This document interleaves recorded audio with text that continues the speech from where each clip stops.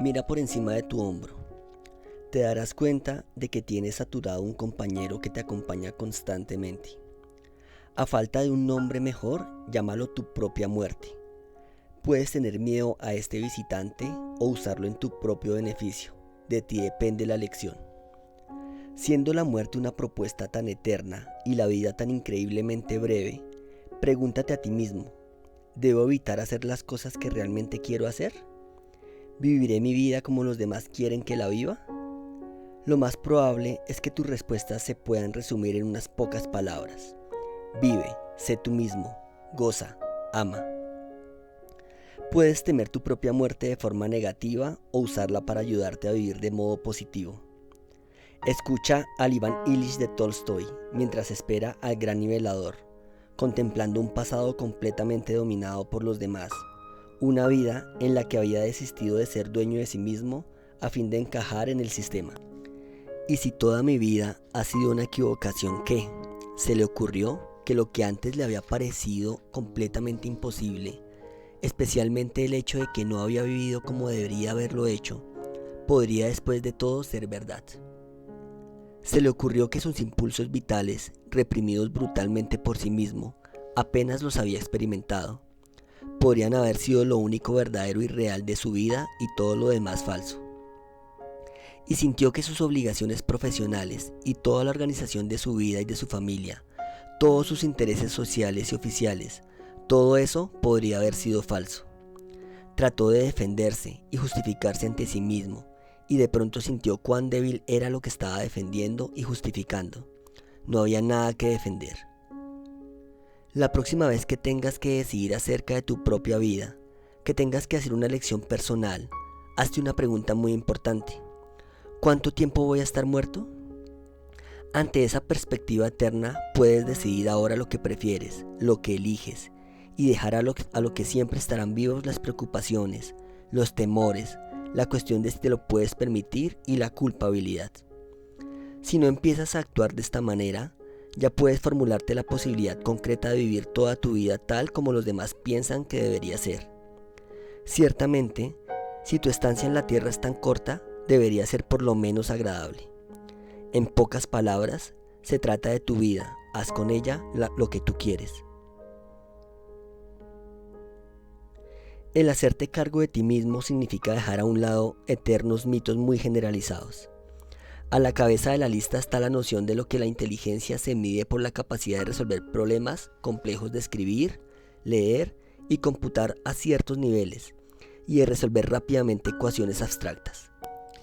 Esta visión de inteligencia postula la educación formal y el conocimiento académico a la cultura como la verdadera medida de la realización personal. Fomenta una especie de esnobismo intelectual que ha obtenido consigo unos resultados muy desmoralizadores. Hemos llegado a creer que una persona es inteligente si tiene una serie de títulos académicos o una gran capacidad dentro de alguna disciplina escolástica, matemáticas o ciencias, un enorme vocabulario, una gran memoria para recordar datos superfluos o si es un gran lector. Sin embargo, los hospitales psiquiátricos están atiborrados de pacientes que tienen todas las credenciales debidamente presentadas, como de muchos que no las tienen. El verdadero barómetro de la inteligencia es una vida feliz y efectiva vivida cada día y en cada momento de cada día. Si eres feliz, si vives cada momento aprovechando al máximo sus posibilidades, entonces eres una persona inteligente. La capacidad de resolver problemas es un aditamento útil a tu felicidad, pero si tú sabes que a pesar de tu falta de habilidad para resolver cierto tipo de cosas, puedes elegir lo que te haga feliz o que por lo menos puedes evitar lo que te hará infeliz, entonces se podrá decir que eres inteligente. Eres inteligente porque tienes el arma más eficaz para combatir el CN, sí, el colapso nervioso. Te llamará quizá la atención que te diga que no exista eso que llamamos colapso o depresión. Los nervios no colapsan. Abre a alguien y busca sus nervios rotos. No aparecerán. Las personas inteligentes no tienen CN porque están en control de sí mismas. Ellas saben cómo elegir la felicidad en vez de la depresión, porque saben enfrentarse con los problemas que hay en sus vidas. Nótese que no dije resolver los problemas. En vez de medir su inteligencia por su capacidad para resolver problemas, esta gente la mide por su capacidad de seguir siendo igualmente felices y valiosos, se solucione o no el problema. Puedes empezar a considerarte realmente inteligente en base a cómo escojas sentirte al enfrentarte con circunstancias difíciles. Las dificultades de la vida son muy parecidas para todos. Todos los que están con otros seres humanos en cualquier contexto social tienen las mismas dificultades. Los desacuerdos, las componendas, los conflictos son partes de lo que significa ser un ser humano. Igualmente el dinero, la vejez, las enfermedades, la muerte, los desastres naturales y los accidentes son acontecimientos que presentan problemas a todos los seres humanos.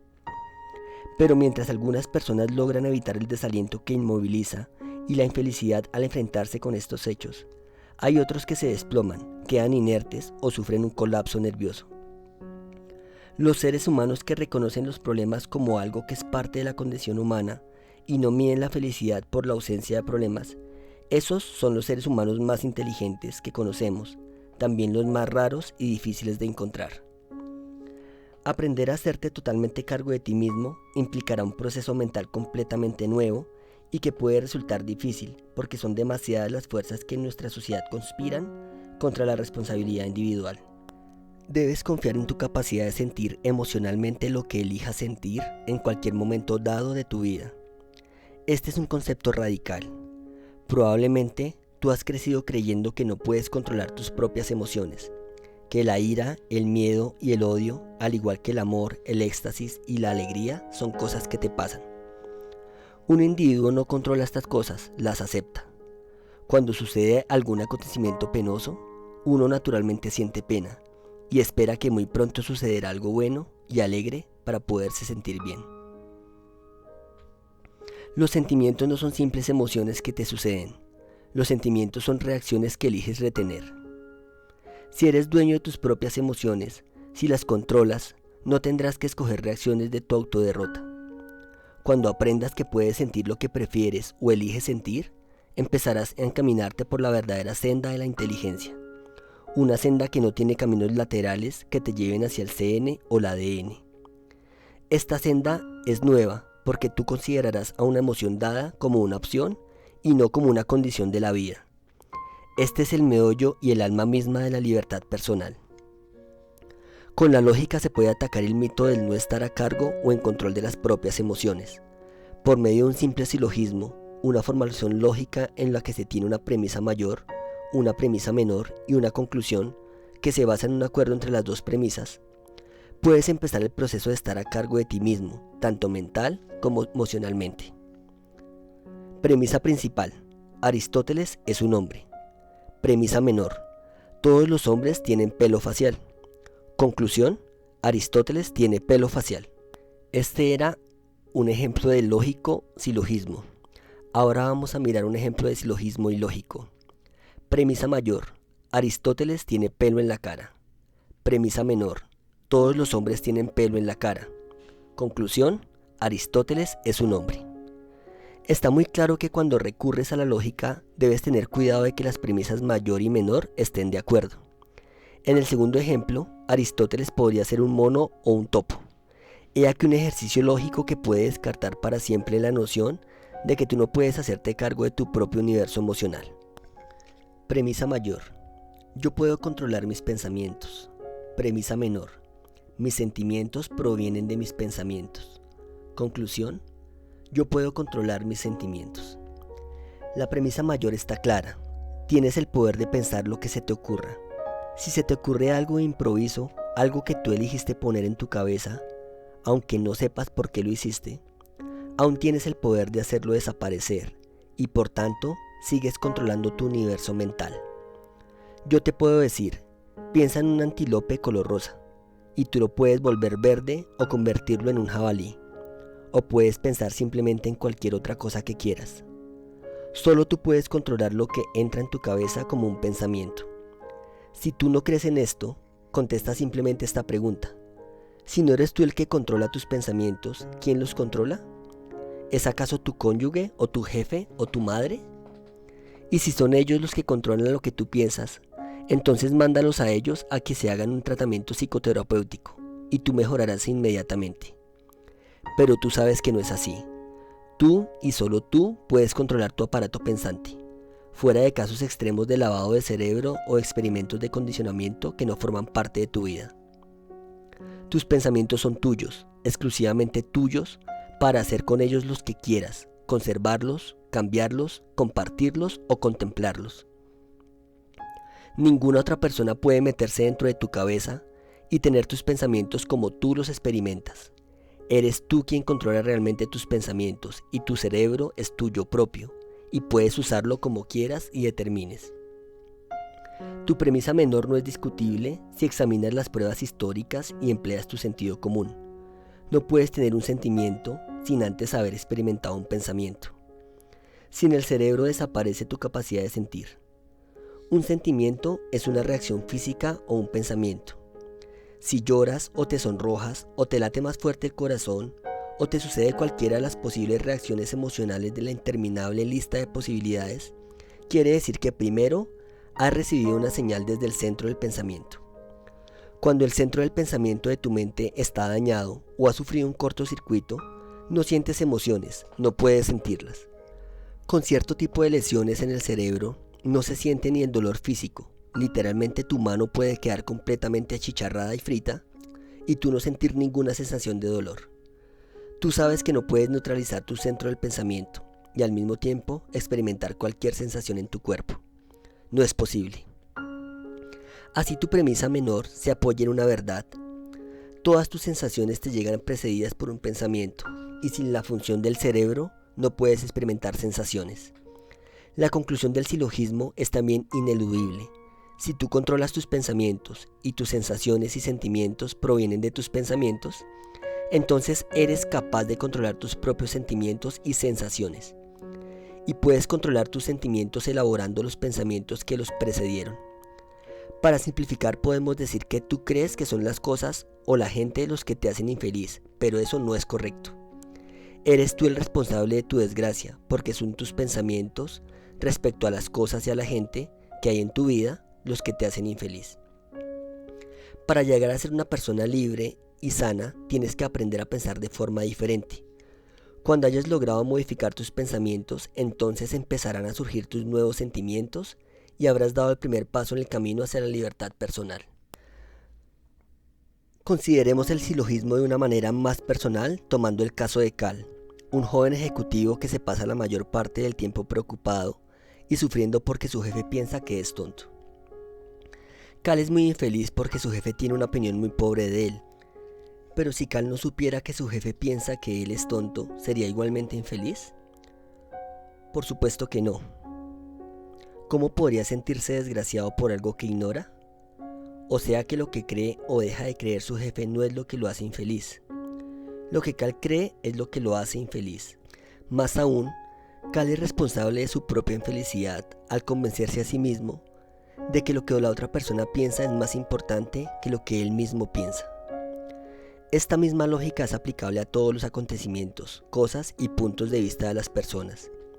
La muerte de alguien no es lo que te apena. Hasta enterarte no puedes haberte apenado, así que no es la muerte la causa de tu pena, sino lo que tú dices respecto a ese hecho. Los huracanes no son deprimentes por sí mismos, la depresión es algo exclusivamente humano. Si te sientes deprimido a causa de un huracán, es que te estás diciendo a ti mismo cosas que te deprimen respecto al huracán.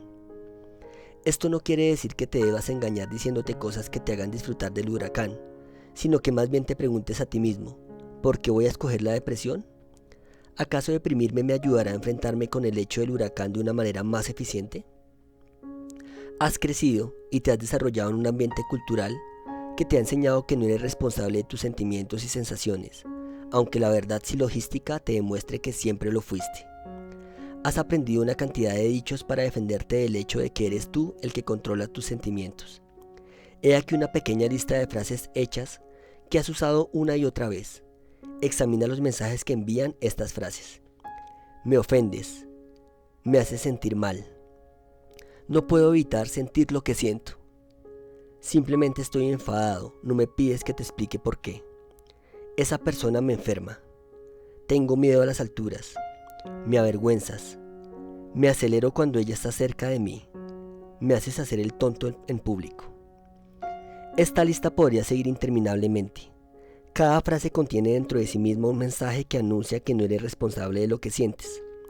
Ahora vuelve a escribir la lista correctamente, o sea, de manera que refleje que eres tú quien controla lo que sientes y que tus sentimientos y sensaciones provienen de los pensamientos que tienes respecto a cualquier cosa. Me ofendí por las cosas que me dije a mí mismo respecto a cómo reaccionaste tú ante mí. Me hice sentirme mal. Puedo evitar sentir lo que siento, pero he escogido estar enfadado. He decidido sentirme enfadado porque generalmente puedo manipular a los demás con mi enfado, puesto que ellos piensan que yo los controlo. Yo me enfermo a mí mismo. Yo me asusto a mí mismo en las alturas. Yo me avergüenzo de mí mismo. Yo me excito cuando estoy cerca de ella. Yo hago el tonto por tomar más en serio tus opiniones respecto a mí mismo que las mías propias y por creer que los demás hacen lo mismo. Quizá tú crees que los dichos de la lista 1 son simplemente figuras retóricas que se han convertido en un clichés que se usan en nuestro ambiente cultural y que no tienen mayor significado. Pero si es así, como piensas, entonces pregúntate a ti mismo, ¿por qué las frases de la lista 2 no se han convertido en clichés? La respuesta es la influencia de nuestro ambiente cultural sobre nuestro pensamiento, que nos enseña a pensar como la lista 1 y nos aleja de la lógica de la lista 2. El mensaje es claro como el cristal. Eres tú el responsable de lo que sientes. Sientes lo que piensas y puedes aprender a pensar diferente sobre cualquier cosa si decides hacerlo. Pregúntate a ti mismo si vale la pena, si te compensa ser infeliz, estar deprimido o sentirte herido u ofendido. Entonces examina profundamente el tipo de pensamientos que te están llevando hacia esos sentimientos de debilidad. Si te gustó este audio, dale clic en me gusta, compártelo y no olvides suscribirte. Te habla Alejandro Páez y te envío un fuerte abrazo. Hasta pronto.